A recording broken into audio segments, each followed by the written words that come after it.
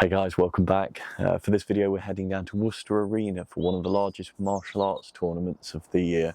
It's the English Championships 2025 and we're aiming for an action shot of some head kicks ideally today. If we manage to get that shot, I'll show it on screen next.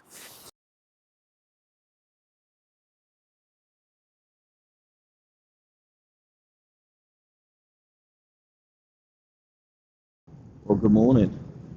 Unusually for the UK, it's a little bit grey and wet today.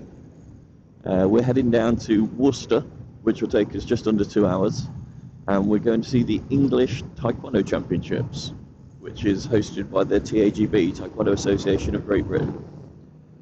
The TAGB have been around since 1983. I've been involved with them for a lot of years now. I've been taking pictures as part of the official media team for about a decade. I've done over 50 tournaments with them. And there are a few big ones in the year. The English Championships is the first major national, which is mid to late March. And we're heading down there today. The event itself will have a few thousand people involved and a few hundred competitors. And people will be competing in patterns where they do set moves, and in sparring where they're fighting, and destruction where they break stuff, and a few other bits and bobs. The sparring you see at the Olympics for Taekwondo, that's quite different. This is much more fighty, and I really like this. So there are a few standout people at events like this who you know are going to give a good show. There's one gentleman called Kieran, who we're going to see today, and he never disappoints. Very, very good fighter. The venue is Worcester Arena, and lighting in arenas such as this tend to be somewhat limiting. I'm on the Honda VFR today. I wanted a little bit of storage. I've got a rucksack on and a top box on. Unfortunately, I've got a slightly funky camera angle today because we've had some more woes with the Insta360. The selfie stick that I bought snapped. Thankfully, I'd wire locked the camera on after what happened on Chrome Hill. If you haven't seen that video, the Insta had a little tumble, and that saved the day. But I've got a new selfie stick coming from Insta360 today. Unfortunately, that hasn't arrived yet, so you're sat staring at a top box at me largely, I guess. We'll talk a little bit about equipment on the way down, and we'll head into that now.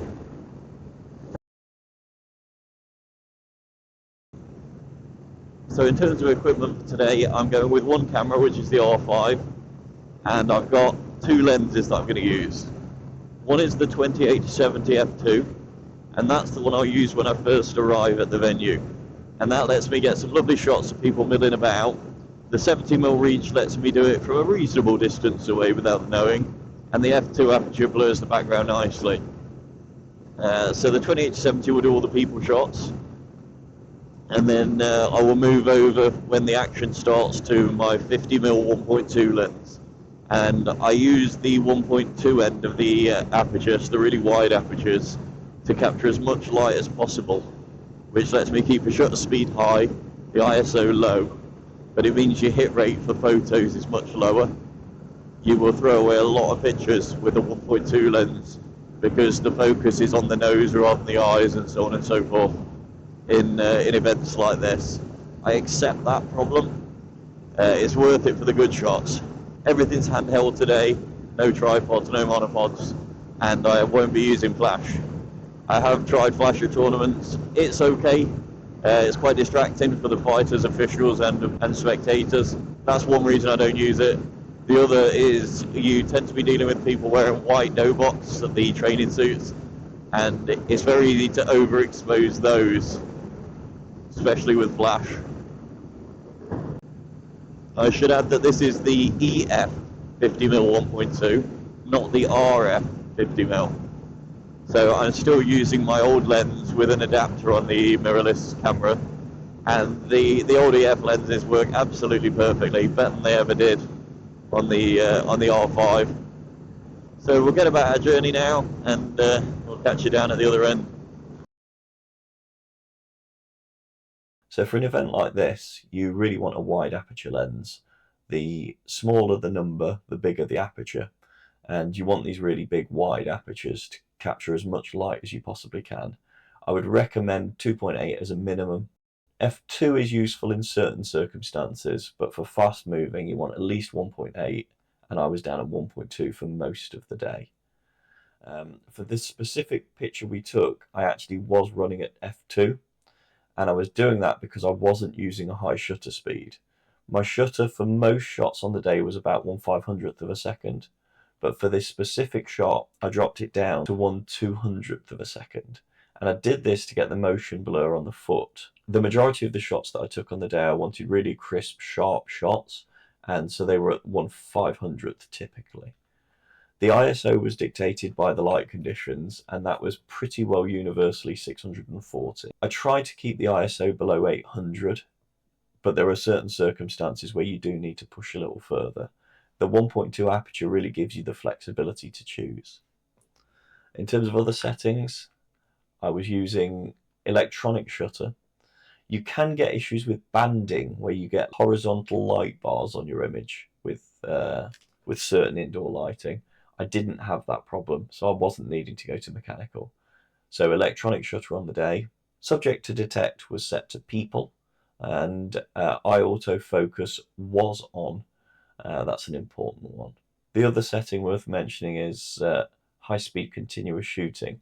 That was used in certain circumstances. When shooting certain fighters, Kieran's one of them, I will switch to high-speed continuous shooting, and that gives me the greatest chance of capturing the specific moments where a foot hits a face, for instance. The final piece of the puzzle you need is a good deal of experience, and that's because you need to know when fighters are going to attack. You need to see what's a dummy, what's going to be a real technique, how they move, and position yourself around a ring accordingly.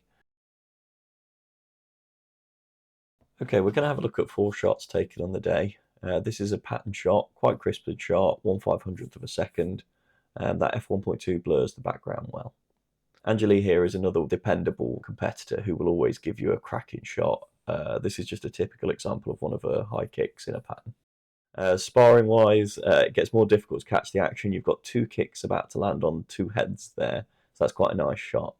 And finally, we've got a slightly early shot of Tim there just about to drop an axe kick on someone. So this gives you an example of the sort of picture that we take. Okay guys, so this is the picture we've chosen to edit this morning. The general approach is going to be making sure we get an image out of it that we could use for promotional posters. You can see there are a lot of distractions in the background. That's inevitable at a tournament such as this. There are far too many people there to try and get a shot with just 2 fighters. It's not a studio shoot, it's a live action event. We will lose all of those. We're going to pull out the 2 fighters and just have those in the final image. So it will be focused around these 2 fighters, and we'll probably just lose the background completely and make it suitable for use as a poster picture if we want to. One of the first things to do is orient it correctly. So if you look at the mats, we're pretty well in line with those, so it looks straight. But then if you look at the back wall, you can see we're out by a decent way. So I'm going to align the fighters with the wall, which is the correct level. It looks about 5 degrees out. So image, rotation, and then arbitrary, and we'll go 5 degrees anti-clockwise, and then see what that looks like. I'm just using the crop tool to give me a straight edge. Yeah, that's pretty well perfect. So that's straight at that, which changes the image a little bit. Obviously, you've got one fighter's foot in front of the others, which gives a slight perspective difference. Okay, we're going to brighten the image a little bit. So image adjustments and then shadows and highlights, and it's the shadows we're looking at. So the Welsh shoot's got a lot of red on it, and we'll pull that up a little bit to show that off. I'm being careful that we blow out the whites on these suits as well, so we need to watch that. But that's fine at that. We'll quickly zip to levels and pull up the black point a little bit just to make it stand out a little further. Okay, that's fine. I'll do a brief sharpen, so filter sharpen, unsharp mask. Okay, so we do about 90% at a 0.9 pixel size. and then we'll duplicate the background and we'll select the fighters. So we'll just use the quick selection tool, and this will give us the first pass rough selection. So we'll get most bits in. You might miss the odd foot and gain someone else's arm and things like that, but it will select the bulk of what we want. So then we'll zoom in and really start to tidy up that selection a little bit.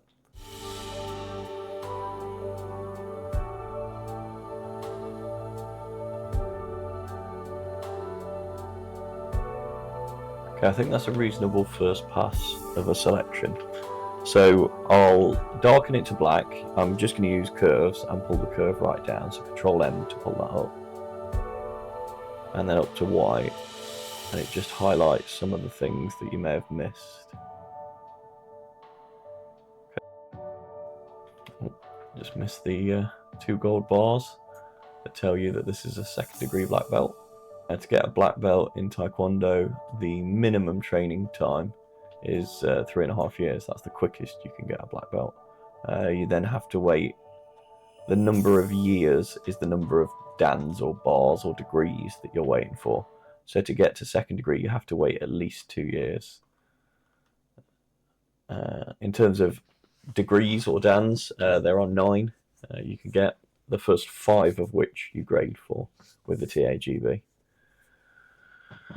Okay, so we will create a layer mask off that selection and then turn off the background, and that will show us what we've selected.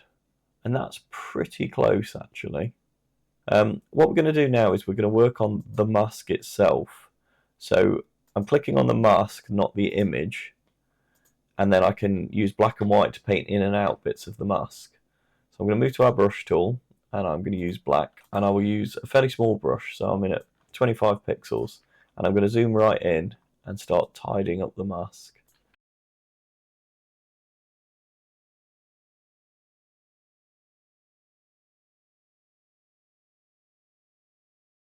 So we've pulled out the 2 fighters. We could drop that image now quite easily onto a poster with a background that's, I would imagine a dark background would suit this better. So we will have a play with that. I'll just duplicate the 2 layers and merge them together. In fact, I won't merge them. So, and then I'm going to leave these 2 bottom ones alone so I can revert back if I need to. The background layer here that we've copied, I'm going to get rid of that, and I'm going to do it with a large brush. I'm going to go full size, 2,500 pixels and 100%, and I will use white, and I'm going to get rid of everything in the background here. And then I'm going to have a little play with a black brush, but with a lower intensity. We'll go about 30%. And I'm just going to fire this in around the image in places where I think it will look good. And I'm not looking for a nice, even, smooth coloration here. I want it to be a bit dynamic, and highlighting the fighters. So pulling out more in the gaps than where the fighters are. And that sort of effect, I think, can be quite nice. You can couple that with the gradient tool, and I'll stick that at 100%, and then just start pulling in the edges. So I'm holding shift as I do this. If I don't hold shift, the line for the gradient can go anywhere. If I hold shift, it will go in 45-degree chunks. And I'm going to use that to do a 45-degree pull-in on each of the corners to give a vignette as well. Okay, so you can imagine that on a poster that was black, and having that feather into the background with the fighters themselves highlighted quite well. So I'll just duplicate those 2 layers and then merge them. And then I've got this image as an image. That's just an image in its own right. No layers, no masks. Control A to select and copy it. And I'm just going to drop that over the top of an old poster I made a while ago. Shrink that down a little bit with free transform, Control T. And you can see the sort of effect you can get by dropping an image like this in. Obviously we can feather out the background more if we quickly stick a layer on here with a black brush, and we'll go large, 2.5, in fact not quite that large, we'll go to about 1,700 pixels, 1,500 pixels, 50% opacity, And then we can start feathering out the background of this. Because we faded to black, it's quite easy to do this. And then you can make these composite images where they fade into the background quite nicely. So this is an example of how you can take an image such as this and develop it into this sort of a thing. You can see that the white highlight around the fighters fits quite nicely into the background. This is obviously now a very busy poster. We can take off a few of the other competitors, and we'll lose a few bits and bobs. So you could make a real centerpiece out of a shot like this.